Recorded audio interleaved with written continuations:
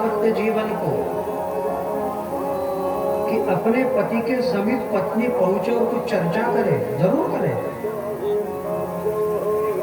तो और संसार की तो बातें कर लेते हो ना, कभी राम कथा भी पूछ ले। ऐसा होता है कि पति बैठे और हमने पति को राम कथा पूछी, पत्नी कहेंगी उनको तो पता होना चाहिए ताकि हम पूछे, उनको जो पता है वह हम पूछते। सत्संग पूछो जिससे कि जीवन का कल्याण हो, ऐसी बातें क्यों नहीं करते? देखो एक सूत्र है, संसार की सारी बातें तुम्हारे सोचने से नहीं होती, सब प्रारब्ध से घटित होता है।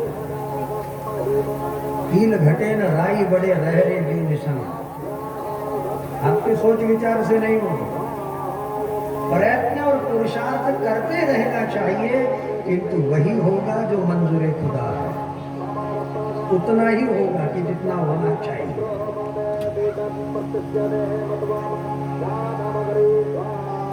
तो इन इंद्रियों की सार्थकता है कि हम वाणी से सत्संग करें। और बातें तो करते हो ना, तो घड़ी खांड एक आध घंटा रामचरितमानस को खोले पढ़ ले घर में कम से कम। अगर सत्संग नहीं आता है तो पति पढ़े, पत्नी सामने बैठकर सुने, कभी पत्नी पढ़े बच्चे बैठकर सुने। आप कहीं महाराज फुर्सत तो चाहिए, मरने को फुर्सत नहीं। 24 घंटा में कम से कम अपने लिए, अपनी आत्म सार्थकता के लिए, अपने घर की सुख शांति के लिए हम 1 घंटे का नियम बना, 1 घंटा हमारे घर के सारे सदस्य बैठे, कोई भी समझ नहीं बैठे, देखो घर में सुख शांति है। कम से कम 24 घंटा में कोई एक समय ऐसा निकालिए कि 1 घंटा के लिए हम लोग बैठे, आधा घंटा भगवान के नाम का संकीर्तन करें। श्री राम जय राम जय जय राम, श्री राम जय राम जय जय राम, श्री राम जय राम जय जय राम। अगर आपके पास वाद्य नहीं, मंजीरा नहीं, ताली तो है, भगवान ने दी हुई, बढ़िया सारे घर के मेंबर सदस्य बैठे हैं और आधा घंटा के लिए चलो भाई बोलो श्री राम जय राम जय जय राम, श्री राम जय राम जय। ये घर में सुख शांति, सारे ग्रह शांत हो जाए। न द्रष्टुमपि शक्तास्ते रक्षितम राम नामोऽपि, पाताल भूतल व्योमश्चारिणश्छद्मचारि, न द्रष्टुमपि शक्तास्ते रक्षितम राम नामोऽपि। भगवान का नाम यदि घर में हो रहा है, सारी बाधाएं हट जाएगी, सारा अमंगल दूर हो जाएगा।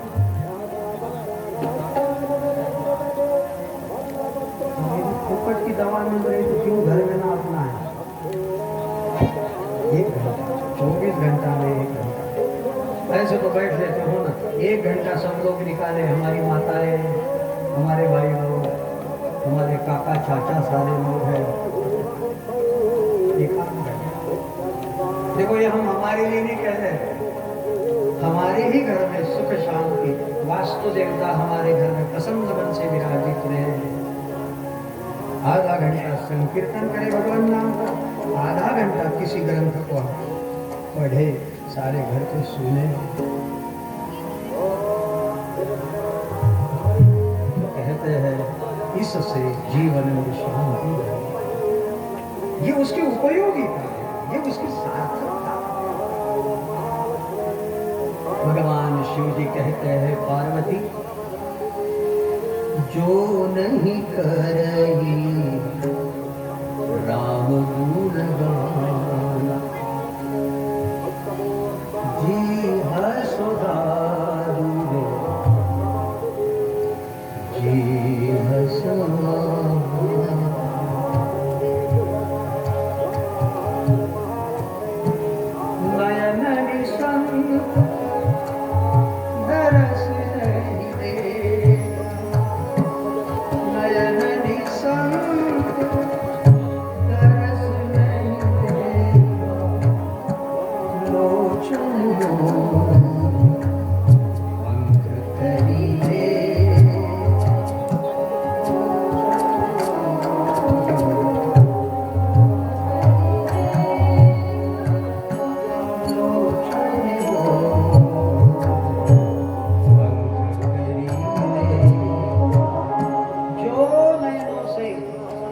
संतों के दर्शन हो, भगवान के मंदिर में पहुंचो, भगवान की मूर्ति को, संतों के दर्शन को। विद्यमान हमारे सदगुरुदेव जयंतानंद स्वामी जी है, दर्शन आशीर्वाद दिए। और हमने प्रथम दिन दर्शन का तरीका बताया। अभिवादन और होता है, प्रणाम और होता है, नमन और होता है, नमस्कार दूसरी चीज है, और दंडवत और चीज है। इसमें से जो आपको पसंद आए, किंतु दंडवत से समर्पण होता है और उसी से आशीर्वाद प्राप्त होता है। एक हाथ से प्रणाम कर लेना वो दंडता है, ये आविष्कार है नमस्कार का। एक हाथ से प्रणाम न करें, दोनों हाथों से और माथा झुकाकर जो प्रणाम होता है उसी का नाम नमन, यानी कि अपना मन शून्य कर देना, उसका नाम नमन है। अपने मन को रखना मत, जब प्रणाम करोगे अपने मन को मत रखना। संत मिलन को जाइए तज ममता अभिमान। संत मिलन को, संत दर्शन को जा रहे हो और ममता अभिमान को छोड़कर यदि जा रहे हो तो कहते आगे आगे पग धरे कोटि यज्ञ समान। गाड़ी वाहन से संत के दर्शन पर जाओगे तो ठीक है, सुविधा है, पैदल जाओ, क्योंकि आगे आगे पग धरे कोटि यज्ञ समान। थोड़ी मेहनत करिए, तपस्या करिए। किस संत के दर्शन करना हो, भगवान के मंदिर तक गाड़ी ले जाने की क्या जरूरत है? पता नहीं मोटरसाइकिल से लोग कहां कहां चले जाते, कहीं भी मोटरसाइकिल, कहीं भी मोटरसाइकिल। थोड़ा एक्सरसाइज, थोड़ी मेहनत, थोड़ी तकलीफ, कष्ट करना सीखना। तो संतों के दर्शन को यदि हम जाए, किसी मंदिर हम जाए, तो थोड़े 4 कदम पैदल चलने की आदत रखना चाहिए, क्योंकि आगे आगे पग धरे कोटि यज्ञ समान। ये सार्थक। पार्वती, तुमने कथा प्रसंग पूछा, यही जीवन की सार्थकता है, और इसलिए हम तुम्हारे प्रति इस कथा को कह रहे हैं। तुमने पूछा कि भगवान जो निर्गुण है, जो व्यापक परब्रह्म है, उसे अवतार धारण करने की क्या जरूरत है? तो देखो, शास्त्रीय कारण ये होता है,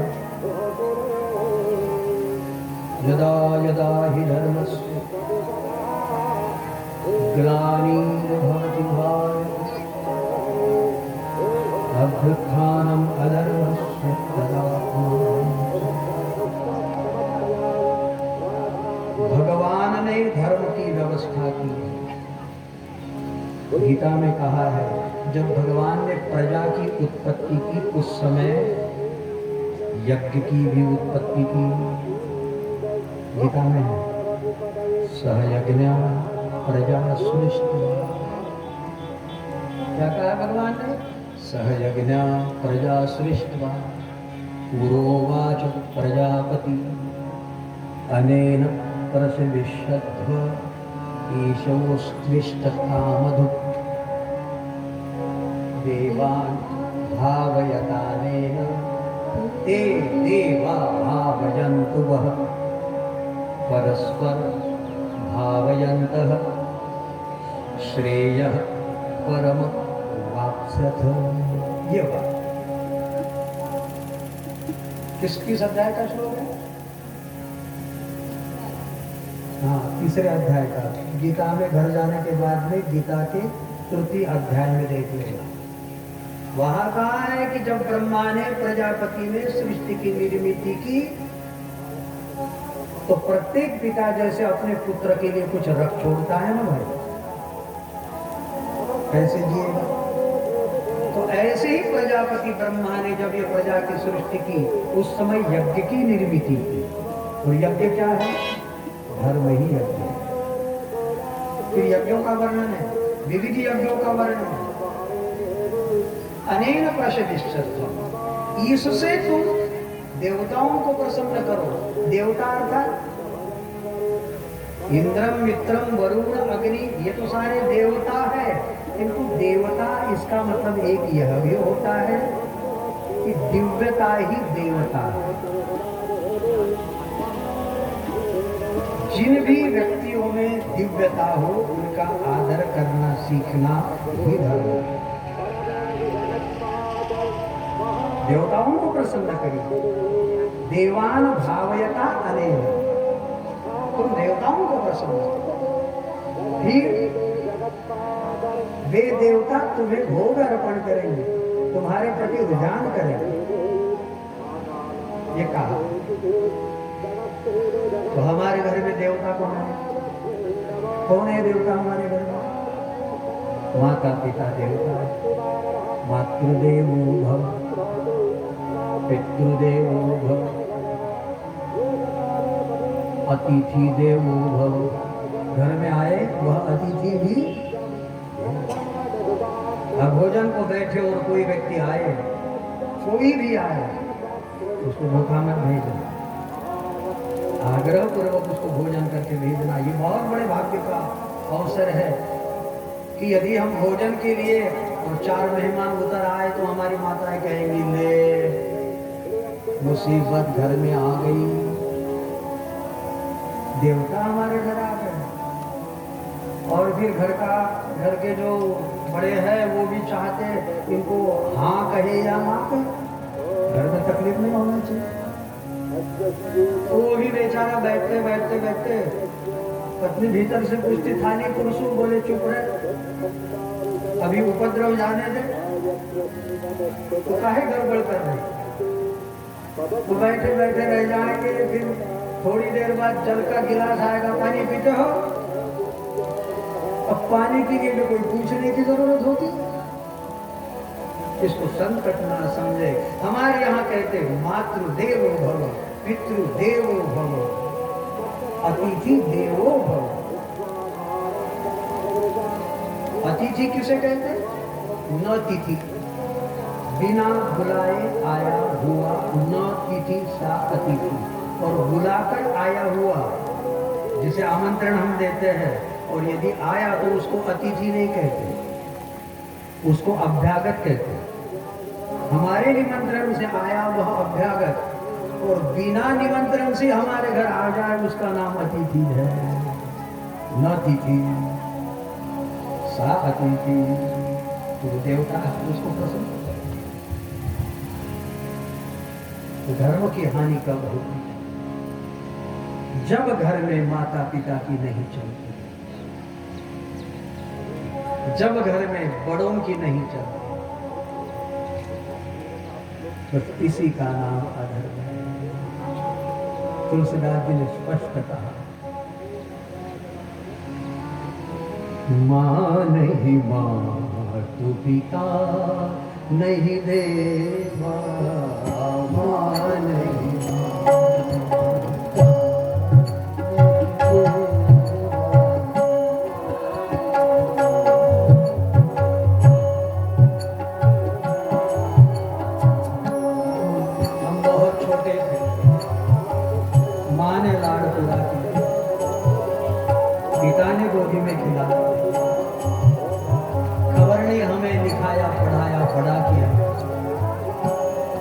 तुम बुद्धिमान हो गए, तो इतने भी होशियार हो गए, इतने भी होशियार हो गए कि जिन्होंने बड़ा किया वही हमें इतने छोटे लगने लग गए जब हम उनकी नहीं मानते। इतने आगे बढ़ गए हो, इतनी भीड़ थी कि एक आदमी मर गया, तो मरे हुए ने नीचे गिरना चाहिए था, लेकिन भीड़ ही इतनी थी कि उसको गिरने का मौका नहीं मिला, वो मरने वाला भी 1 किलोमीटर आगे चला गया। भीड़ ही इतनी थी। ऐसे ही ये अधर्मी लोग यद्यपि अपने आप को जिंदा समझते हो, किंतु मुर्दे की भांति ये आगे को निकल गए। लगता है कि हमारी तरक्की हो गई है। वृद्धों का सम्मान करिए, माता पिता की सुनिए, उनका आदर करिए, यही धर्म है।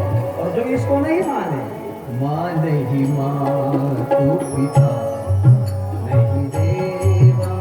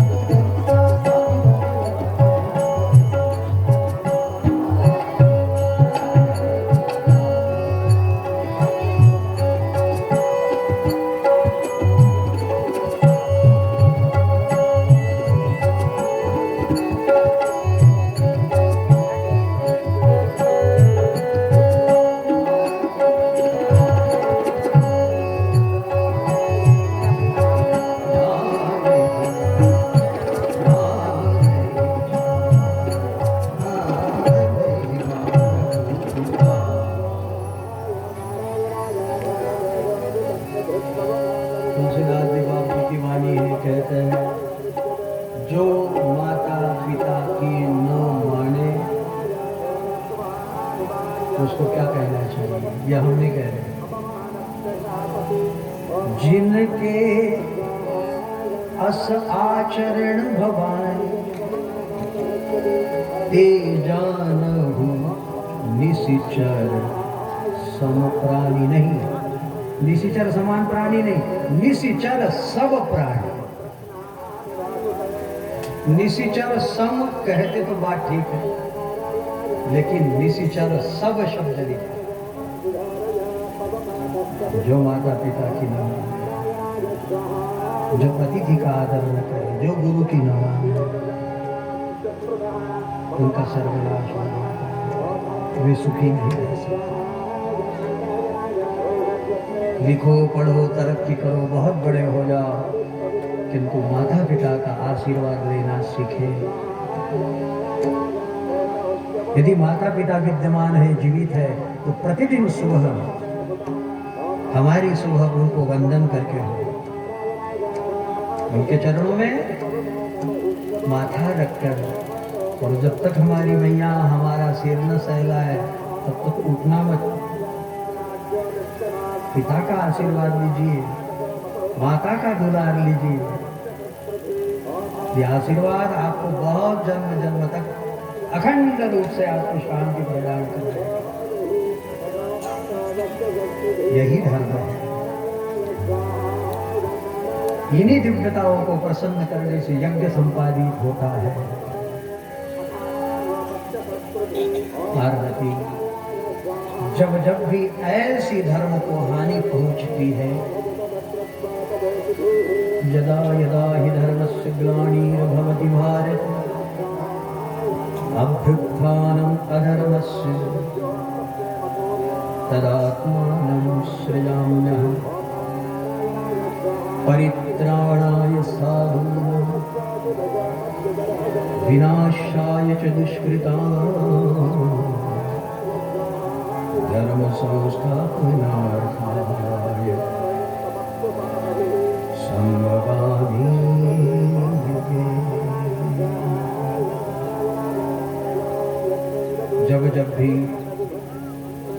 धर्म पलित हो जाता और अत्यंत पतित हो जाता है, तो धर्म की पुनर्स्थापना करने के लिए भगवान अवतार धारण करते हैं। और भगवान शिव जी कहने लगे, फिर भी अवतार लेने के लिए भी भगवान कुछ कारण बनाते हैं, भगवान ही कुछ हेतु बनाते हैं। क्योंकि कारणम अनुद्दिश्य मंदो अपि न प्रवर्तते, कारण के बिना कोई मंद बुद्धि भी काम नहीं करता, इसलिए कारण तो चाहिए। तो श्री भगवान कुछ हेतु बनाते हैं। तो भगवान कहते हैं कि हम कुछ कारण आपको बताते हैं। श्री राम जी ने क्यों अवतार धारण किया? जन्म एक दुई कहूँ बखानी, सावधान सुन सुनती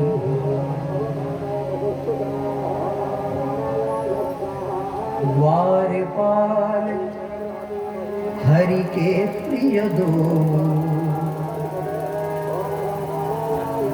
जय अरुवीर जान सबको।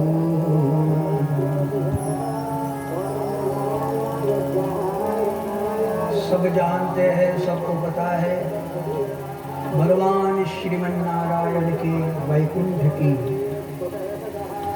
7 द्वार है, 7। और प्रथम द्वार पे जय विजय खड़े होते हैं। जय विजय की परमिशन आज्ञा के बिना कोई भगवान तक नहीं पहुंच सकता। भगवान श्रीमन नारायण औधे है, सोए है। सनक आदि ऋषि ब्रह्मा जी के मानस पुत्र हैं। सनक, सनंदन, सनातन, सनत कुमार, ये 4 छोटे बालक हैं। इनकी आयु मर्यादा, देह की अवस्था 5 वर्षीय है। नन्हे नन्हे कौपिनवंतम, और 5 वर्षीय दिखने में छोटे छोटे बालक लगते हैं। 5 वर्षीय सनक, सनंदन, सनातन, सनत कुमार, चारों की इच्छा हुई कि हम श्रीमन नारायण के दर्शन करें। पार्वती, चारों ऋषि वैकुंठ में गए। द्वार पे जय विजय खड़े थे। दोनों ने मना किया। अब बताइए, भगवान के दर्शन में विघ्न करना चाहिए या भगवान तक ले जाना चाहिए? तो आप कहेंगे द्वारपाल इसीलिए तो होता है, भगवान की सुरक्षा के लिए।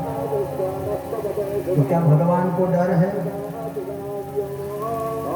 इसलिए बॉडीगार्ड वहां बने हुए हैं? क्यों द्वार? ये सांकेतिक है, एक ओर जय, दूसरी ओर विजय। जब जब भी हम भगवान की ओर जाएंगे तो आपकी जय जयकार होगी, और आपको प्रत्येक कार्य में लाभ होना, विजय होगा। जिस कार्य में जाओ तो विजय हो, जहां जाओ तो आपकी जय जयकार होती। और ये दोनों ही, इनसे यदि नहीं बचे, कितनी भी जय हो जाए, कितनी भी विजय हो जाए, ये तो विघ्न करेंगे। जिनकी जय हो रही उन्हें लगता है हम ही भगवान बन गए। अब हमको क्या करना, अपने ही नाम का मंत्र भी निकाल देते, हम ही भगवान बन गए। कुंभ में हमने देखा ऐसे कई संतों को अपने नाम का मंत्र लगाए हुए जगत गुरु बने हुए, जय जय सिया, स्वयं भगवान बने हुए। अशास्त्रों तस्मात् शास्त्रम प्रमाणम के कार्य अकार्य व्यवस्थित, अकारण ही कुकर मुत्ते जैसे निकले हुए ये पौधे हैं, नहीं करना चाहिए। श्रद्धा के साथ खिलवाड़ ना करो। हमारे भगवान है, हमारी परमात्मा है, शास्त्रीय देवता का पूजन करे, अर्चन करे। शास्त्रों में जिन देवताओं को स्थान है उन्हीं देवताओं का पूजन अर्चन करने से शिक्षा है। तो जब द्वार पर जाओगे, भगवान के करीब पहुंचना हो तो जय विजय बीच में आएंगे और दोनों ने विघ्न कर दिया। तो जब जब जय होगी तो अहंकार होगा और विजय होगी फिर भी अहंकार होगा। और ऐसा अहंकारी व्यक्ति खुद को ज्ञानी मान बैठता है, फिर छोटों की अनदेखी कर देता है ना। हम ही कुछ है ऐसा मानने लग जाते और कहते हैं ये अभिमान ही, ये अहंकार ही व्यक्ति को डुबाता है। जब जब भी भगवान ने आपको दिया है अहंकार मत करना। हम तब काका जी के घर गए, वाह बड़ा सारा मकान। और आपके मध्य प्रदेश में तो यहाँ इस एरिया में तो देखो तो मकान देखने जैसे, दुकान देखने जैसे, क्या बात है।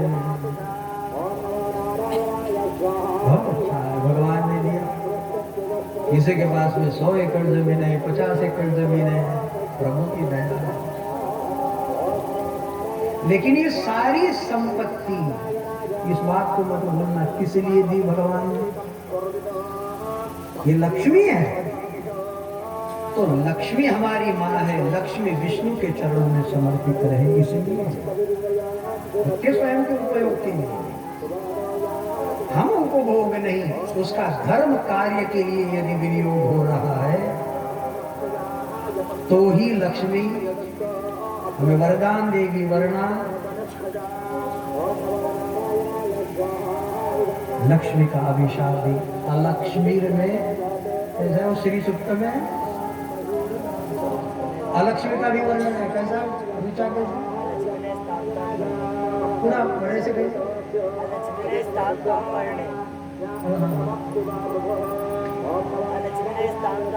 अच्छा सुनाई नहीं दे रहा। ठीक, मैं गृहा मेरे घर से चली गई, वो कैसा श्लोक है? ठीक है जो भी। तो कहने का मतलब अलक्ष्मी भी है, और अलक्ष्मी हमारे घर में दुर्दशा पैदा कर सकती है। देखो मैं बताऊं, अलक्ष्मी कब कब घर में पैदा होती है? घर में शराब आ जाए, शराब मत कहना उसको, खराब कहना, खराब। इलेक्शन में खड़ा होने को मन हो जाए, माफ कर लो।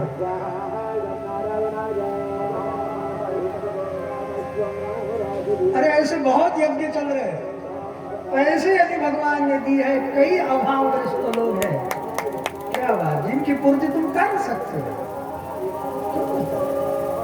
क्या जरूरत है वृथा खर्चा करने? इलेक्शन में तो खड़े हो जाते हो, आपके ही पैसे से गाड़ियां घुमाते, वोटिंग दूसरे को करते, तुम्हारी तुमको नहीं होते। और ऐसा गिरता है तो 1 महीना घर के बाहर नहीं निकलता, और जब ना निकले तो फिर कहते हम अब मंथन कर रहे हैं, हमारे अपने नहीं हुए। अब ये कब हुए अपने? क्यों बर्बादी कर बैठते हो? कोई जरूरी नहीं। जहां जहां सत्कर्म हो रहा हो पहुंच जाइए तो ये लक्ष्मी है, वरना अलक्ष्मी हमें अशांति प्रदान करती है। तो भगवान ने जो दिया है भगवत चरणों में अर्पित करें, अहंकार की वशीभूत ना हो। जय और विजय जब हम में आ जाते हैं तो अहंकार हो जाता। और हमारे गुरु महाराज जी कहते हैं मत करना अभिमान प्यारे धन रूप का, मत करना